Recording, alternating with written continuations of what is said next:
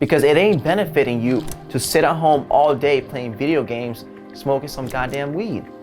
When you could be out here co-creating a better reality, right? Through discipline, through hard work, so you can reap the rewards of freedom, of true freedom, of mind freedom, which is the best freedom that can exist in this whole world, is the mind that is freed. I truly believe that, and I truly stand 10 toes behind that belief. And if substance, any kind of substance, doesn't have to be just weed, is standing in the way of you achieving mental freedom, then you're gonna have to cut it out eventually. You're gonna have to cut anything or anyone out of your life that is not contributing to you being the best version of yourself. Welcome back, ladies and gentlemen, to another episode at the Co-Creator Podcast. I am so excited to share with you guys today that we have officially hit 2 months without cannabis last week. So again, a little late on the video, but we are updating as we go on our progress to 6 months, which is just truly an achievement that I've been wanting to pursue for quite some time. And again, this all started with just wanting to break free from this substance that was just not being used in the best manner possible. And for that reason, I embarked on this journey to be able to liberate myself from the shackles that were just self-imposed by simply doing the same things over and over again. As you know, if you want to create a new reality, you got to be able to think new thoughts, you got to be able to adopt new habits, and you got to be able to carry them out long enough for you to actually see some tangible results in your life. So with that being said, let's go ahead and get started. The truth is that at this point of the journey, there isn't really a lot of bad things, and there is more of the good things. And I'm going to cover those here in a second. But before I dive into that, I want to talk about why it's important for you to reinforce your belief behind what you're doing as you're doing it. So for example, I'm going on this 6-month no weed journey, right?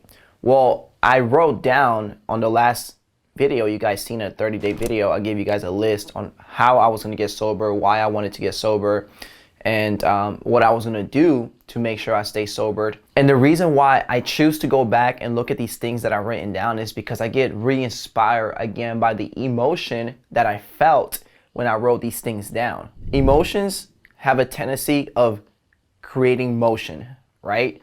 You feel something, so you do something. You're in pain, so you try to get out of pain. You're out of pain, and some people try to get in pain, which is hilarious. But either way, I have these things I have written down, and now, without really thinking about it, I have a resource that I can draw inspiration from over and over and over again. I wanted to mention that because it is very important as you continue to go along the journey of sobriety, of personal growth, personal development, spirituality, business, whatever it is, right? I want to make sure that I continue to draw inspiration from the moment that shift happened. That internal moment where I knew I was fucking done, where I knew I had to be done with this. I was just sick of living, experiencing the torment that was going inside of my mind over and over again. I knew in that exact moment that something had to shift. And by having a plan, by doing some critical thinking and doing some soul searching and writing it down on a piece of paper, you can now have it again as a resource that you can draw inspiration from. So what have been some of the good things and some of the bad things now that we have passed the 60-day mark, the 2-month mark? And honestly, again, the good is far outweighing the bad, which for me is great news, because at this point, I really rather focus on the things that are going good than to focus on the things that are going bad. So I wrote some of these things down, and the first one has been that discipline has been on point, right? Discipline for me is so important, creating structure in my life, making sure that I'm doing the things that I say I'm gonna do, because that right there is how you build confidence, by simply doing the things that you say you're going to do. And for me, discipline, I also have learned that it is the easiest, not the easiest, it's definitely not the easiest, but it is the best way to become holy, to get closer to God, to connect with your higher self, some may say, to connect and be able to actually feel something and to be able to actually achieve something at the same time. Because a lot of people are good at feeling things, right? They're good at feeling bad, they're good at feeling terrible, or they're good at feeling good all the time, right? People are often foo-foo land. They're good at feeling good all the time, but they don't have any discipline, right? You gotta have that contrast. And I feel like discipline creates that. It creates that contrast of risk and reward ratio, right? You take a risk with some discipline of going to the gym every single day where you could break your shit, where you could, I don't know, pull a muscle or something like that. But in return, you get to build and you get to overcome internal and external challenges that you've been facing. Internal challenges such as confidence, such as not believing in yourself, such as not having discipline with being consistent. External challenges such as being overweight, having excess fat in your body that is not healthy for you in any shape or form. So what I can truly say is that discipline has just transformed my life. In and out, I have just became and embodied this identity of a warrior, of a fearless, passionate, explosive being that I know I've always been. I just had to remember the journey. I had to remember why I'm here on earth. I had to remember the path that I chose to walk, that my soul signed up for, signed a paper, looked at it, said, okay, this is the deal, signed it, let's fucking do it. And now I am empowered rather than disempowered by what I have chosen to live. And at the time, I have chosen to come here on earth. So that is my little rant on discipline. I hope that you guys took some things away from that and received some valuable wisdom that I have only been able to gain through experience. Secondly, I wrote down consciously creating a better reality. So as I went through the 30 to 60 day period, a lot of things happened. I went to go visit my father, who I haven't seen in over 22 years, and it was truly transforming. It was truly just a moment where I was able to heal, and I was able to just learn so much more about my lineage, about the seed that I came from, and just being able to release a lot of this trauma that I've been just storing in my body for so long, this anger of why I've never had a father or had the father that I wanted, which is my dad. And, shout out to my stepdad, fucking love him. But, I still just love to see the resemblance between my dad and I, and some of the things that he does, I do. And it's just funny because we haven't seen each other basically our whole lives. So it's was really, really cool, and I'm glad I got to experience that. I'm glad I got to co-create that with him, right? He made an effort to come to America, to New York, to visit my uncle, and my uncle was in contact with my sister.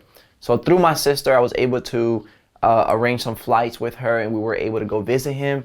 And literally by consciously choosing to go out there, no matter how inconvenient it was for me or my business or whatever I had going on, right? Because we all get caught up in how and what we're doing, how we're living our lives and what's happening in our lives only, but we never choose to think about what's going on in their lives. How can I be of service to them? How can we co-create a better reality together? How can we heal together? And shifting from I to us, right? And extremely grateful for that, and extremely grateful for the awareness around the conscious creation process that I've taken myself through so that I can rewire my subconscious mind and be able to feed myself and reinforce to myself better thoughts, better beliefs, better habits, and be able to continuously self-inspire myself through the action that I've been taking and the time that I've taken to reflect on those actions. Now we're moving on to my favorite one, which has been an increased amount of strength in the gym.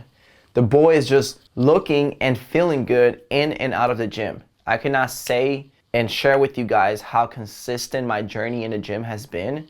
Ever since I quit cannabis, I've just been able to do the things that I say I'm gonna do. And that one of those things is going to the gym 4 times per week minimum, and also making sure that I'm feeding my body the correct nutrients that it needs for it to be able to grow, right? For me to be able to gain muscle mass, for me to be able to stay lean, maintain the current body weight that I'm in, increase muscle mass and decrease body fat, which is my goal right now. And throughout the process of just doing that, again, not gaining any body weight and still losing fat, I've been able to also increase my strength, which is extremely hard to do if you're not gaining weight in the process, right? So, or at least that's what I used to believe. Now I believe that you can increase your strength with your current body weight if you do progressive overload, right? Where you increase the weight little by little, right?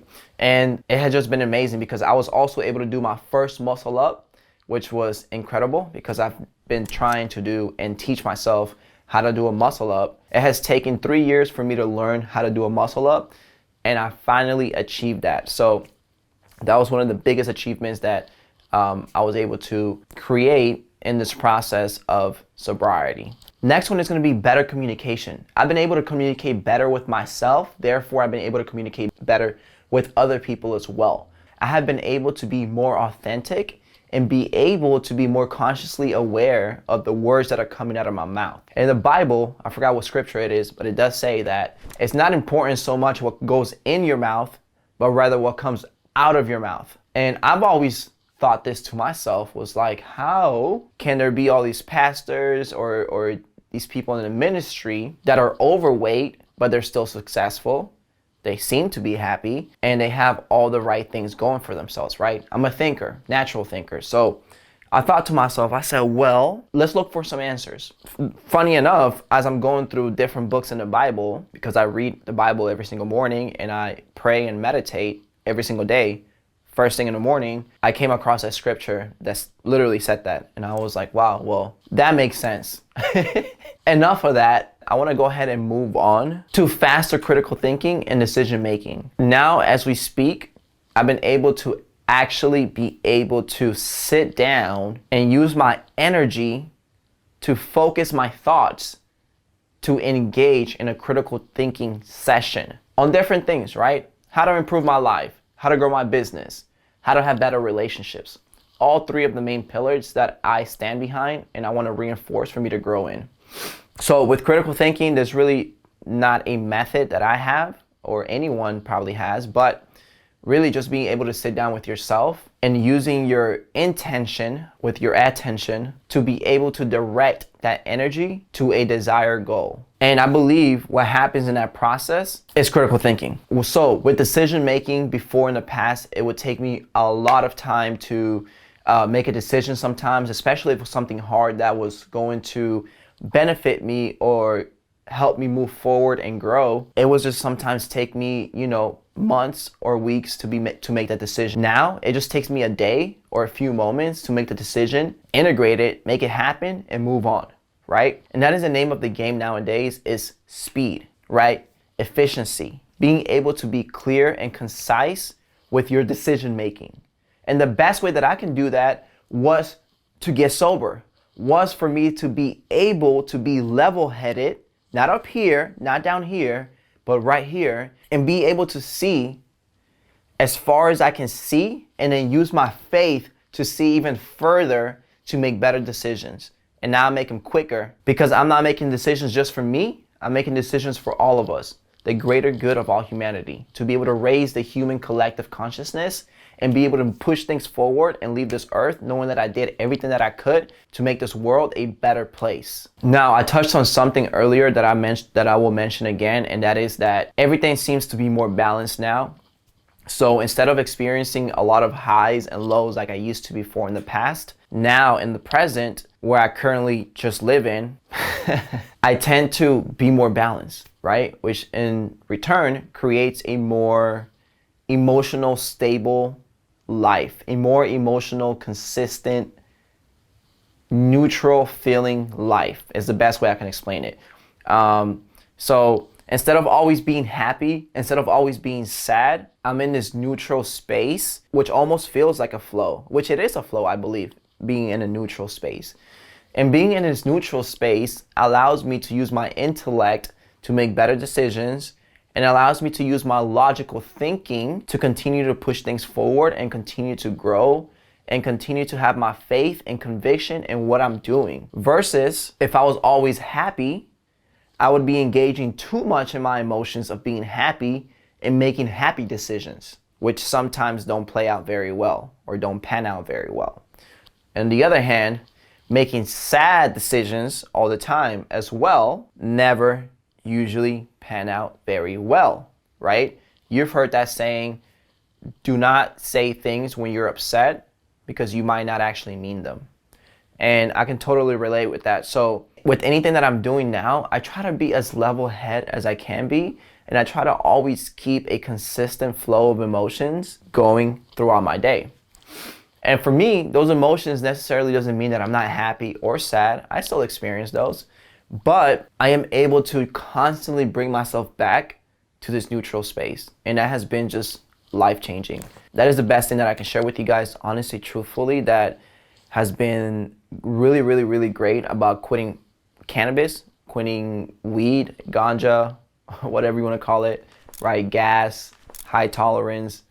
All right, I'm not gonna go any further than that. But again, not demonizing weed, cannabis is a great medicine, plant medicine, that you can leverage and use to your advantage if you are disciplined enough to be able to use it correctly, right? To be able to experience the benefits of cannabis, you gotta be really fucking disciplined. I gotta tell you that. Now, moving on to some of the bad things, and I'm sure you guys have been like, gosh, Robert, is it all just good in your life? If everything just seems to be growing and everything just seems to be all these positives, what about the negatives, right? We gotta create some contrast, right? Just like the image here, there's contrast in lighting. Let's create some contrast when it comes to not doing something that you've been doing for years, right? What tends to happen is you start to battle the old beliefs. I still, some days, have trouble not thinking about wanting to smoke a joint, a fat fucking joint or a fat fucking blunt, and sit there in my own misery in that moment of whatever limiting belief thought process I'm taking myself through. And one of the things that I have to continuously remind myself is that life is balanced, and there is no good without the bad, and there is no bad without the good, right? Just like 50 Cent said, there wouldn't be joy without pain. I believe he said that in one of his songs. There wouldn't be joy without pain. And I truly believe that as well when it comes to being on your sobriety journey, right? Whether it's with weed, alcohol, cocaine, exos, bars, whatever drugs, right? Those are all the ones I've used. But whatever other drugs you're battling with, it is important to understand and understand that you're going to experience these negative emotions that aren't bad. Negative emotions aren't bad. They're just part of the human experience. We're all here in the human experience to experience a wide variety of emotions, right? That's what the human experience is. And we get to co-create that with others. So we get to have people in our lives that can help us through the process if we choose to. So in some of those negative days that I have, what I do now is continuously do what I say I'm gonna do, my discipline, so that I can get myself back to that neutral level. And that is truthfully the only thing so far that I have seen that I would consider negative through the process of quitting cannabis, outside of just having a smaller social circle. I feel like I have less people to hang out with, and just don't relate to as many people as I used to before, because that was the vehicle that would connect us all, right? Cannabis was the medium, and we were the substance literally coming to cannabis and mixing together, creating experiences, creating memories, and making each other feel a certain way, whether it was whether you felt heard, understood by your peers, because they were also in that intimate moment of engaging with cannabis. And sometimes I miss those days, because who doesn't miss being vulnerable and being in a community where you can share your thought process, where you can share what's going on in your internal world and express yourself freely without judgment. And I felt like cannabis did provide that, right? It also provided you the ability to be able to get out of your own mind sometimes, right? Or sometimes it will get you in your mind, depending on what state you're in. I felt like it just amplified everything. So For me, majority of the time, I was in a negative state when I was consuming cannabis because I would consume it to escape the negative. Therefore, I would enhance the negative, which is funny that it took me years to figure that out. But at least we're here now and we're sharing the experience with you guys because I truly think that some people can benefit from this information if they choose to simply implement the same steps that I have laid out in the previous video. Even in this video, some of the things that I have shared with you guys, I hope some of these positive things can inspire you to fucking put that shit down, because it ain't benefiting you to sit at home all day playing video games, smoking some goddamn weed, when you could be out here co-creating a better reality, right? Through discipline, through hard work, so you can reap the rewards of freedom, of true freedom, of mind freedom, which is the best freedom that can exist in this whole world, is the mind that is freed.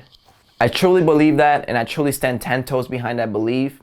And if substance, any kind of substance, doesn't have to be just weed, is standing in the way of you achieving mental freedom, then you're gonna have to cut it out eventually.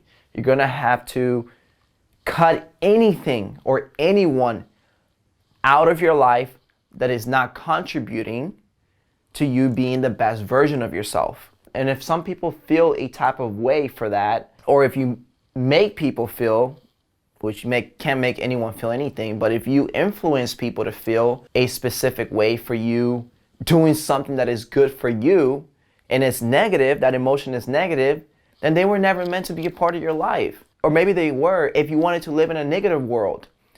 But if you want to live more on the other side of the spectrum, the freedom, positivity, the growth, then those friends are not going to help you get there. And the longer you keep them in your life, the longer you're in bondage with these people, the longer it's going to take for you to evolve, for you to grow in this human experience. And the longer you're going to keep yourself in suffering, in that sad, depressive mode that we all know you're in.